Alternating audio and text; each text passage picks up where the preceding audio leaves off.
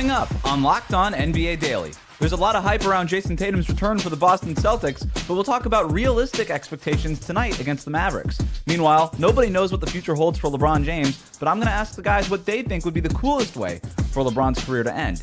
And finally, we'll take a look at some big games over the weekend that could swing playoff races in the standings. Locked On NBA Daily starts now.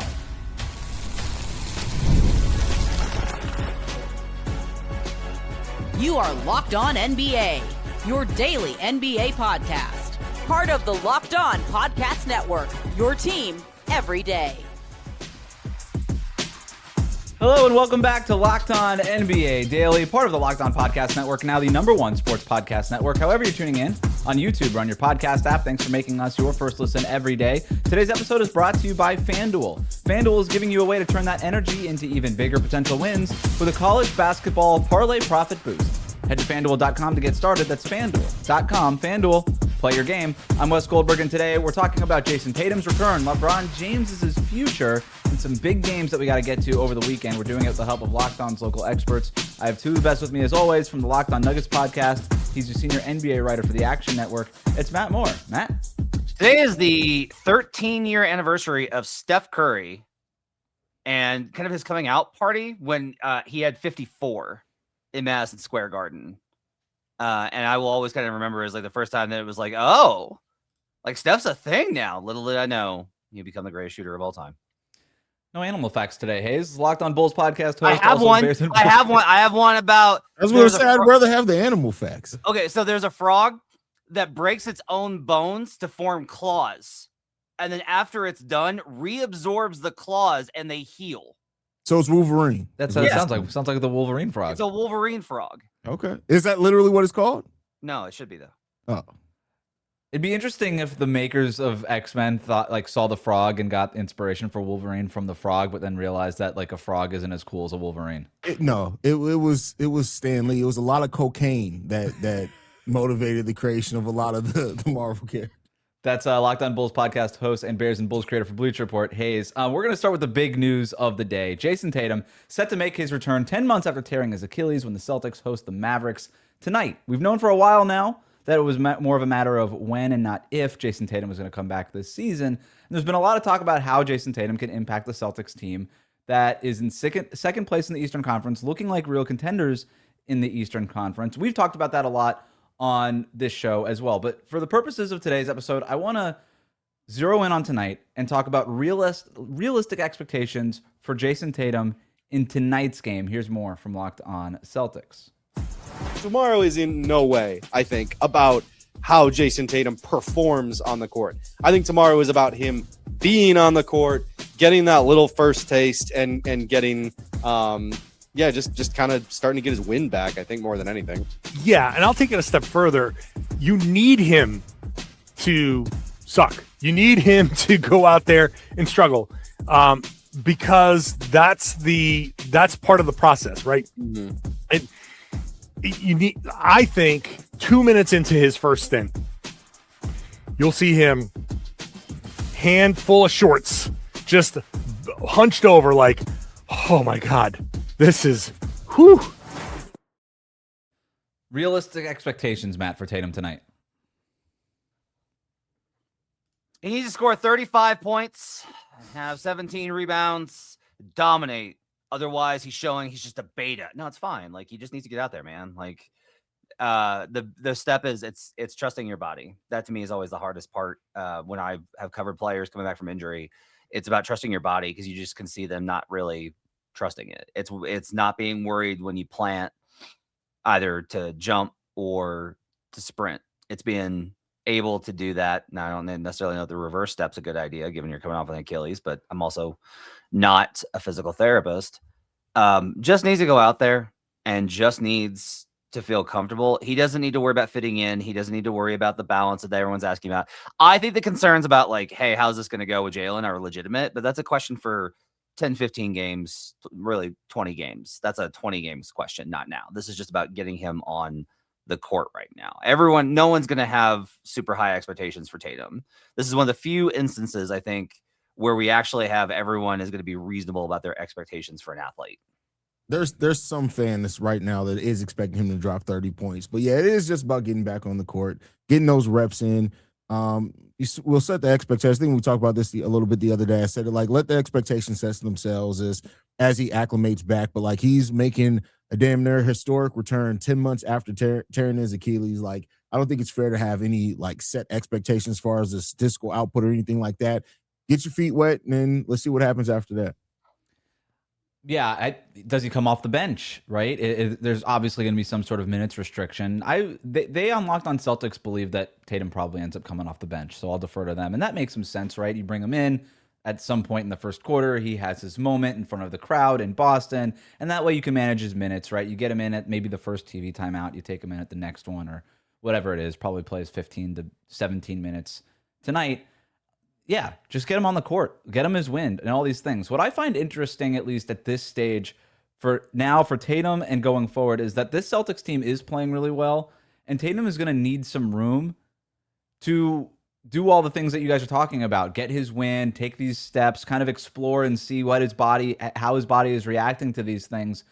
Matt, you talked about this, I think, with Nikola Jokic, how when he came back from his injury, and obviously that's far less dramatic than this one with Tatum, but how sometimes when a superstar comes back, it can throw a team a little bit in the short term, and maybe that is something that we see right away here. It's not just it can, it almost always does. Yeah. It's a real problem. And, I kind of mentioned this yesterday, and Celtics fans were like, oh no, Neemias Queta is going to have to learn how to adjust, whatever. And I'm just like, look, yes, Queta's played well this season. You know your rotation. That's big for players' comfort. You know where you're supposed to be on the court. Everything changes a little bit. Like where Tatum needs you to be is different because his driving patterns are different from Jaylen Brown's. So you have to be able to work around those. You have had one thing that you've been doing. You've built one system over the course of this season. And people have said like, well, they've had guys in and out. Yes, but the core elements have still been the same. Everything shifts when you add a player who has the ball this much, and that's his game on the court. So there's an adjustment period in terms of chemistry and timing. And I'm not going to be surprised if the Celtics struggle over the next 10 days before, or really the next like 6-7 games, and then settle in. It's a process, and it's okay for that to be a process, but just don't be surprised if it's trouble. Now, he might come back and drop a huge game tonight. It's a huge, awesome story. That's entirely possible. But even then, I would expect the next game, okay, maybe be a little bit worse. It's just difficult to reintegrate guys that play this much with the ball this much into the system. Hayes, is there any responsibility on Jaylen Brown to help Tatum work his way back in? Brown as the leader of that team, the highest usage guy on that team. Is there anything that falls on Jaylen's plate in terms of trying to bring Jayson Tatum back into the fold? I mean, no more than him setting up anybody else as the leader of that team as it stands right now. He's play off each other maybe at times, but you need to let him, like I said, acclimate for a while first. I wouldn't say we're probably 10, 12 games before you're really looking at the balance and the dynamic, maybe evening out a little bit more between Jayson Tatum and Jaylen Brown. At this point, like, just facilitate for him when you can, help him get him in his spots. But other than that, I don't think Jaylen needs to be doing a whole lot right now, right away. Matt? I think Jaylen Brown needs to be Jaylen Brown. I think he needs to continue doing what's best for Jaylen Brown, because I don't know how this is going to go, and it could go great, right? A lot of people were like, the Jays can't coexist, and they proved that wrong, and they won a title. Okay. I just think that it's been a couple of years, and players have their own goals about their careers, and we'll kind of see how this goes. I just think, I think this is going to be an interesting situation to watch in Boston over the next 18 months. You know who's going to sacrifice the most? Baylor Shireman, who will eventually probably be replaced by Jayson Tatum in the starting lineup. But it's been a good run for Baylor in that starting group. Thank you for your contributions, Baylor. We'll see you next year.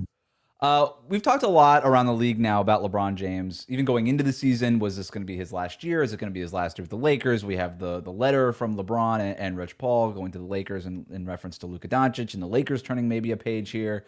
I'm going to ask you guys, how do we want to see him spend his final season if this indeed is in it? We'll talk about that next. Stay tuned.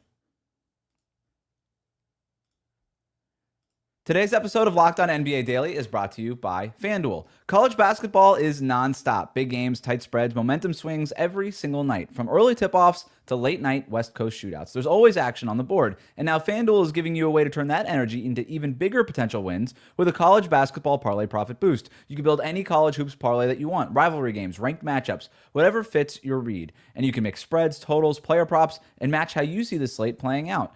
Then you can apply that profit boost and instantly bump up the potential payout. Not only with college basketball, but take a look at the NBA. We talk about it all the time. We talk about the title odds and the favorites here. If you think Jayson Tatum is going to be the spark that maybe launches a Celtics championship run here, check out the odds and maybe include them into one of your parlays. You can go safe, you can go bold, ride with the team that you've been following all season long. It's your parlay, your style, now with more upside behind it. Head to FanDuel.com to get started. That's FanDuel.com. FanDuel.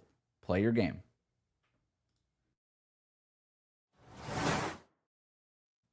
Welcome back to Locked On NBA Daily, the best way to support the show. Subscribe on YouTube. We air Monday to Friday at 1 p.m. Eastern, wherever you get your podcasts. There's been a lot of speculation about LeBron's future and whether this is his final season in Los Angeles. Most people seem to think that he'll play for another season.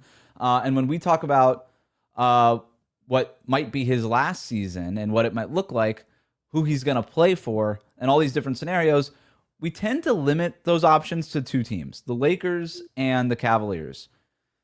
I don't want to do predictions, guys, because we've talked about this a little bit before. I just kind of want to open up the whole world here to us in terms of LeBron's last year, because I'm watching the game last night and I don't know. I can't help to think that maybe it's just sort of done for LeBron with the Lakers. It maybe feels like it's trending that way, but he loves Los Angeles and all these other things. But let's just sort of speculate wildly here. Freedom to get crazy. What would be the coolest or most interesting way for LeBron James to end his career? Hayes, we'll start with you. Most interesting way, not in reality. You just want to what I think. Whatever you're writing the final chapter of LeBron James' career and you're in charge. Oh, go play in Golden State with Steph Curry. Go play in Golden State with Steph Curry. It'll be fun. I don't care about none of that. It will be fun. I would love to see it. Those guys would have a lot of fun, especially if Draymond is still there as well. Will it piss off a lot of people? Yeah, but it gets the people going. Oh, yeah, terrible idea. I'm very against LeBron and stuff. You've made the Wild Hogs jokes repeatedly, and then you're signing up for the wildest hoggest movie of all time. Yeah, double down on the Wild Hogs. Absolutely. It would be like if Bird and Magic ended their careers together. It'd just be like that kind of. Anything that's not Cleveland is going to be unsatisfying. I understand Wes. You really think that? Yeah, I really do. I really do think that. If he goes to Golden State, there's the lamest possible outcome. Hayes is the lamest possible outcome is staying in LA. I don't think I've ever said. I don't think I've ever said this to Hayes. This is objectively wrong. That going to the Golden State's a good idea. It's objectively the worst idea. I didn't say it's a good idea. That wasn't the question. The question was, do I think it's a good idea? If I think it was entertaining. Going to New York would be neat, I think, from a certain standpoint, but it feels a little fake, right? Where you've already been a Laker. Yeah, it would feel like Lakers East Coast. It would be like, I just did it for the jersey. Going back to Miami doesn't make any sense and isn't really cathartic. Now that's the most boring answer. There's not, going to San Antonio to play with Wembanyama. I kind of could get on board with that idea. He'd never do it because of San Antonio. But like the idea of him being like, I want to play my final year with the guy who's going to be the future of the league. Yeah. Would be ushering in the next generation, passing the torch. That would be a little cool. But to me, it's just like, look, you're going to have the billboard outside with his arms outstretched doing the chalk throw outside the Cleveland Cavaliers. Like, if you haven't been, there's this giant, when he was in Cleveland, there's this giant building that they did an entire mural on the side of. We are all witnesses. And having that outside that's going to say we were all witnesses is going to be absolutely incredible and give you chills. Every time he's introduced, it'll be incredible. The last time he plays a building in Cleveland will be amazing. Of all of his titles, there's not one that matters more than the Cavs won. When you win a title for a franchise that has not won one and you give them their first title, it is for the team that you grew up with. It's such an incredible story. He should have never gone to LA. He could have gone somewhere else that was like a real franchise. He should have never gone to the Lakers, and he needs to end it with the Cavs. There's not going to be a satisfying ending unless it's with the Cavs. You're probably right in terms of the storybook part of this, Matt, and you are, if nothing, a storyteller. But I tend to start. I kind of think about LeBron James in the same way that I think about Tom Brady at this stage of their careers. And Brady, when he left the Patriots, went to the most random team. Just went to the Tampa Bay Buccaneers. Why? Because it gave him a chance to win. They wanted him. They needed a quarterback. They had a good defense, good weapons. And he went, and they were willing to sign Gronk. And he just went, and he won a championship there. And I wonder for LeBron, I think a satisfying way would, look, he could, Cleveland's really good, right? So he can go to Cleveland and maybe take that team over the top, get him back to the NBA Finals. But I think it should be for LeBron chasing a ring at the end. And it shouldn't be, graphing yourself to the Oklahoma City Thunder or one of these teams. It should be a team that makes sense for you. It's still got to make sense for LeBron. You need to be surrounded by shooting. You need decent defense, good coaching, good culture, all that stuff. Can he walk into somewhere with a framework and legitimately compete? So here's my idea, guys. The Charlotte Hornets. Yeah, I thought about this one. He walks into Charlotte, driving kicks the he's just logged off. He walks into Charlotte. He's driving and kicking the Con Knipple and Brandon Miller. He can help mentor LaMelo Ball because God, we know he needs it. And Matt, to your point, nothing is better than that first championship for a franchise. Mm-hmm. LeBron James going to Steph's town and winning that organization's first franchise would be so interesting to me. Can we go the petty route? I thought I was. Let's keep going. We're heading in that direction. Hayes, they're short on talent. Mm-hmm. They need another guy. Who? He needs to walk to the Los Angeles Clippers and win them their first title. And then throw it down. And then throw it down in front of. That would be great. That would be a great storyline. Like LeBron still in LA, but with the other franchise against the Lakers.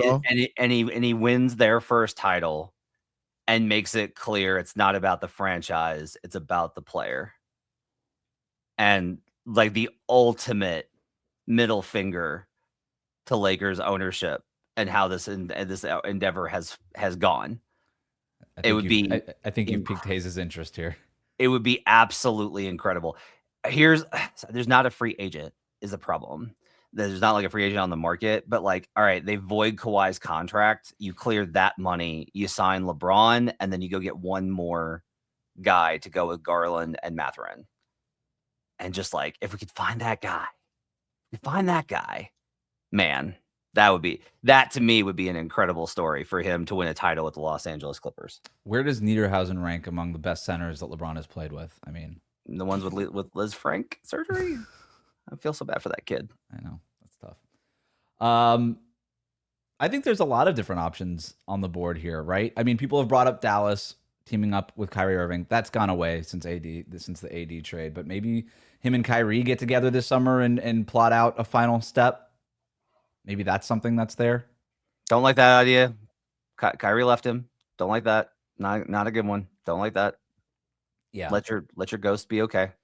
I'm trying to think if there's anybody else. Does he need to go to the Eastern Conference just because the path in the West is what it is? Is it just more open in the Eastern Conference? This is why I think the Cleveland idea does have legs, is because this is not like a middling Cavs team. Like, this is like, you could talk yourself into Cavs with another year of Donovan Mitchell, James Harden, LeBron James, Evan Mobley, Jared. Like, that team is stacked, Hayes. Yeah, it is stacked. It'd be a fun team to watch for sure. I think that's a team that can win a title. And I mean, the perfect storyline, Matt said, like, in reality, the perfect storyline is the most one that's probably going to happen. He's probably going to go back to the Cavs. That's the best storyline for him. Wouldn't okay.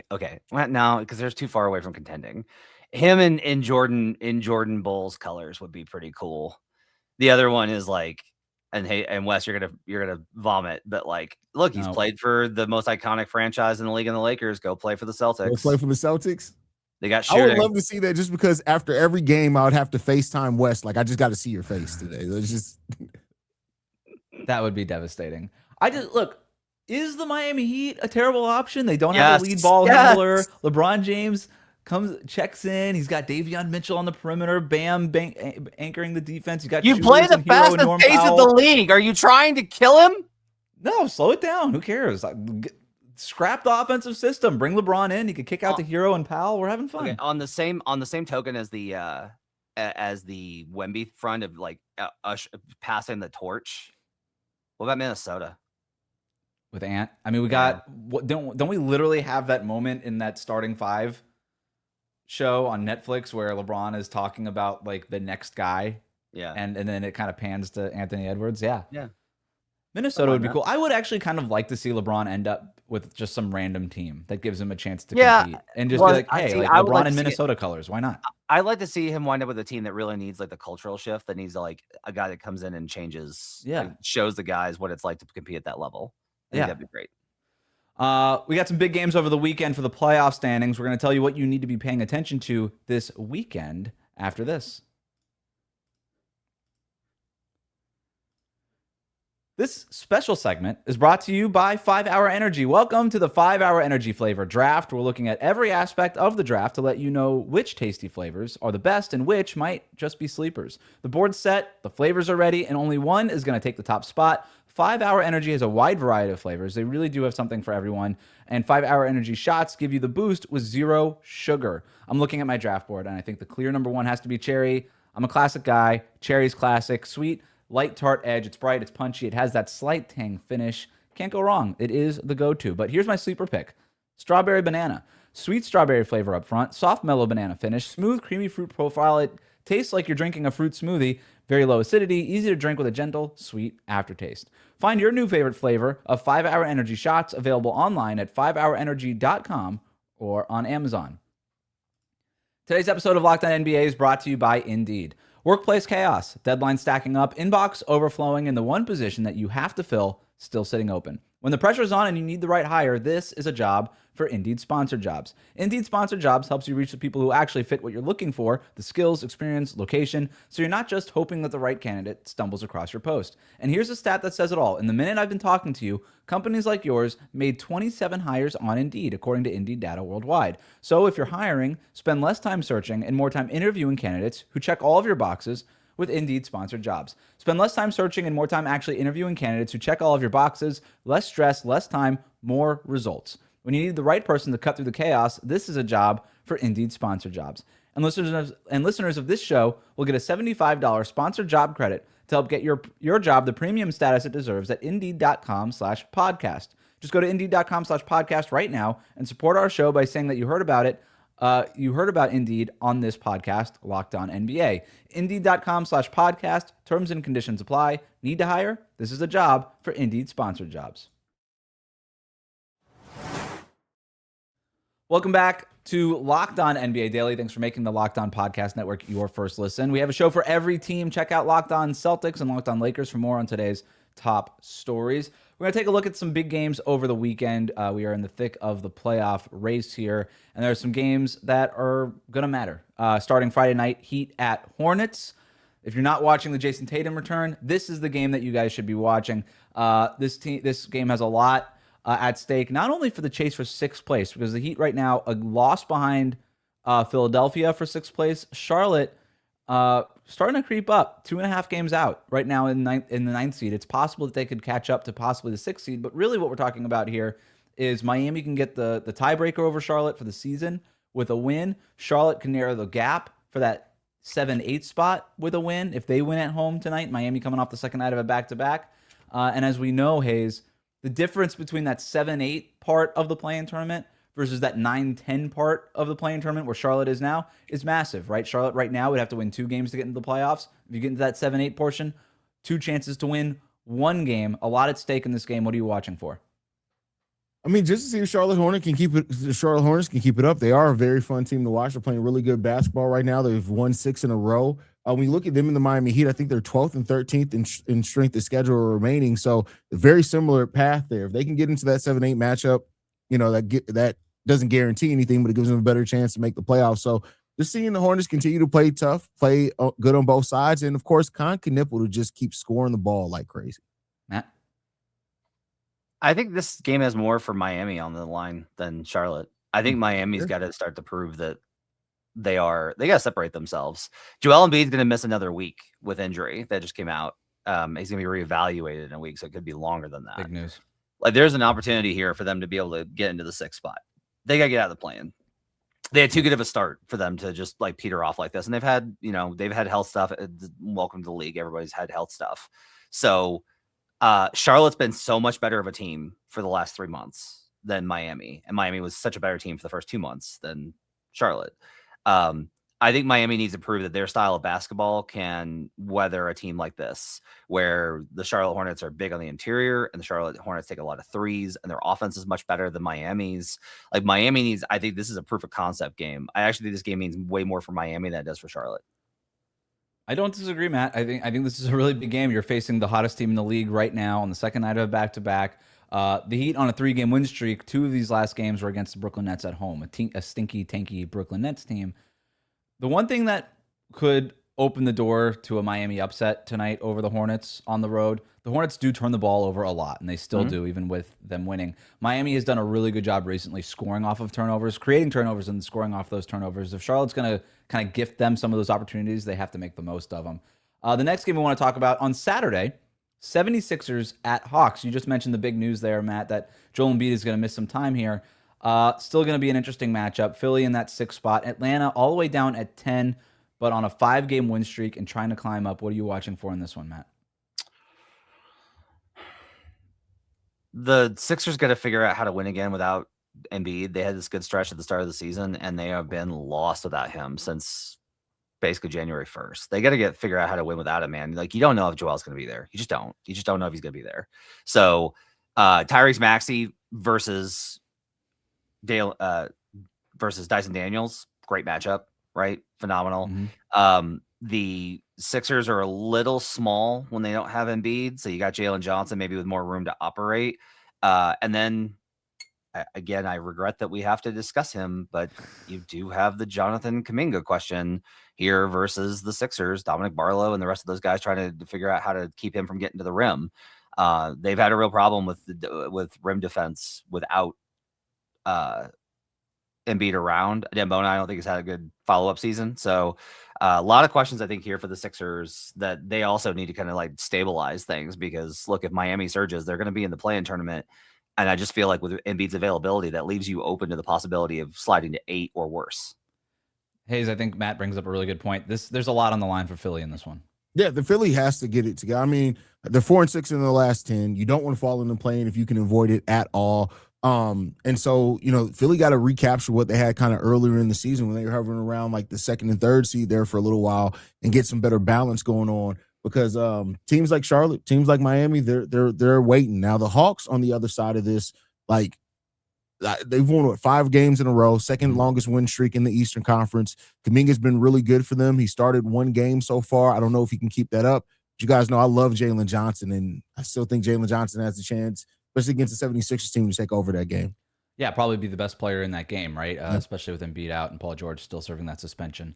Cavs at Celtics, Sunday afternoon, primetime game. Unclear right now if we know that Jayson Tatum is gonna play in this game. Probably not, but maybe he does. I don't really know. The game is being played in Boston, which potentially could matter here. But Hayes, what are you watching for with 2 of the top 4 seeds in the East?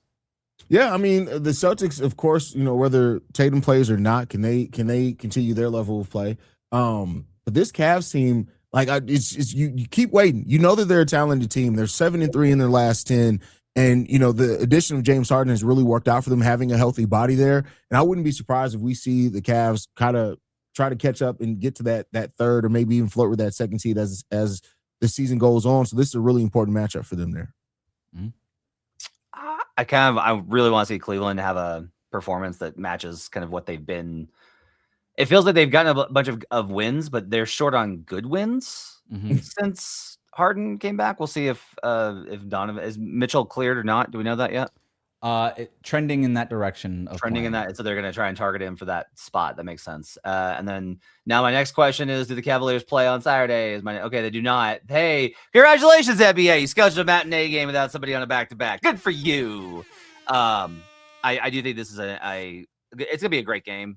And Yeah. tiebreaker is going to be matter. These are the games that I start to love at this time of year, where these are games that actually matter. They have tiebreaker implications. Both teams are going to need that one.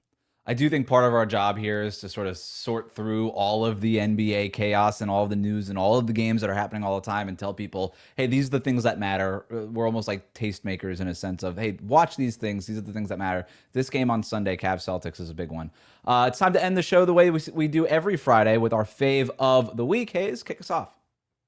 My favorite thing of this week so far, I'd say I'm gonna go outside of basketball here for a second. My son, well, it's still related to basketball. My son is 12 years old. I bring him up a lot on the show. He goes in and out of watching basketball very consistently. And so me and him were talking the other day, and he was just like, "Yeah, Dad, I feel like you're really harsh on a couple of players." Like, who am I harsh on? Apparently, my son watches every day on his lunch break. He watches us on Locked On NBA. So there you guys go. Hello, Hayes' son. Who are you harsh on? He thinks I'm harsh on he thinks I could be easier on Bulls players. He also thinks I'm harsh apparently on Jaylen Brown, which I feel like I always talk glowingly about Jaylen Brown when we're here. So yeah, I think he you knows could be I a little hate bit more LeBron harsh on too. Jaylen Brown, in my opinion. Of course. Yes, of course. Matt, your fave of the week. I think I'm sorry. I'm going to go negative. I'm going to go negative here. Uh-oh. Okay. My least favorite thing of the week is how much officiating has become this talking point. I do not mind if you want to criticize officiating, but you need to do it from some sort of perspective of, this was clearly a wrong call or a bad series of calls. This series of calls was bad because my team suffered from it. I am very sick of, we have to do something about officiating. Why? Because my team got the worst. Stop it. Like, sometimes, learn the rules, understand these things, and then criticize. I'm a little bit over everyone thinking that all the officiating is out to get them. I'm just a little bit over it. I'm with you. I think officiating talk is the least interesting version of sports radio, and I try to avoid it at all costs because it does just tend to be a homer take at the end of the day. My favorite thing of the week, Russell Westbrook calling out former Locked On Kings host Matt George in a post-game media session. Not just Matt George, to be fair. It was the entire Kings thing, but he went at Matt George first as his first target. But I want to give credit to Matt because Westbrook accused him of not being around the team, and Matt pushed back. And I think it was a good move by Matt George. And shout out to Matt George. He's doing great. By the way, people are like, there at Sacramento. People are sitting here saying like, well, he should have, because Matt went home and recorded a podcast about it. Yeah. Like, answer the questions. And he took accountability and was like, I was probably too harsh about this. Like, I can own that. But people are like, why didn't you talk to Russ in person? Do you know what would happen if you tried to talk to Russell Westbrook? Like, if you tried to grab him in the hallway to be like, hey, Russ, can we talk for a second? PR would spear you. Like, they would hit you in the back of the head with a chair. Russell Westbrook, I have covered Russell Westbrook. I appreciate Russell Westbrook. I respect Russell Westbrook and what he's accomplished. I think he's gotten a bad rap for a lot of reasons that aren't his fault. Russ does not entertain these things. He's not interested in having a conversation with you. And one of the things that drives me absolutely nuts, I try and treat every player as like an individual, as their own person, because you should treat everyone that way. But players refer to the media. Yep. We're all the same, as if we all have the same goals, the same jobs, the same tactics, the same stuff. And it's really obnoxious, and nobody wants to hear the media complaining. I get it. Our jobs are cushy. I'm just saying, from a logical standpoint, let's treat each other as individuals and people and not make broad statements about either side. And that's a good lesson to take with you to the weekend. If you like what you heard today, subscribe to Locked On NBA whenever you get your podcasts, including on YouTube. Thank you to Matt and Hayes for their expertise every day. Thank you for making the Locked On Podcast Network your first listen. We'll see you right back here next week on Locked On NBA Daily.